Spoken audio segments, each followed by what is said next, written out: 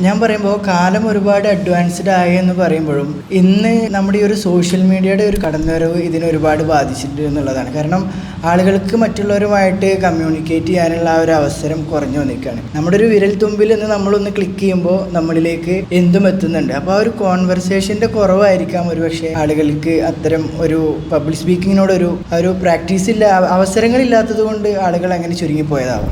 ഇന്നത്തെ കാലത്ത് ഇപ്പോൾ നമ്മൾ നോക്കുകയാണെങ്കിൽ ഏതൊരു മേഖലയിലായാലും നമുക്കൊന്ന് പഴയ പോലെയല്ല, നമ്മൾ വർക്ക് ചെയ്യുക, വീട്ടിൽ പോവുക എന്നുള്ളതിനപ്പുറത്തേക്ക് നമ്മളൊരു ടീമായാലും അവിടെ നമുക്കൊന്ന് ബ്രൈറ്റർ ആവാനും ഒന്ന് സ്മാർട്ട് ആവാനും അവിടെ ആ ഒരു ഇതിൽ നല്ല പെർഫോമൻസ് കാഴ്ചവെക്കാൻ വേണ്ടി നമ്മൾ പബ്ലിക് സ്പീക്കിങ് വളരെ അനിവാര്യമാണ്. ഇന്ന് നമ്മൾ ഭയങ്കര സോഷ്യലായിട്ടാണ് ജീവിക്കുന്നത്. പഴയ കാലമൊന്നുമല്ല. നമ്മൾ പണ്ടിപ്പോൾ ഒരു 10 കിലോമീറ്റർ ചുറ്റളവ് വിട്ട് ഒന്നും ആൾക്കാർ ചിലപ്പോൾ ദൂരമായിട്ട്, ഇന്നിപ്പോൾ വാഹന സൗകര്യങ്ങളുണ്ട്, ഒരുപാട് സാധ്യതകളുണ്ട്.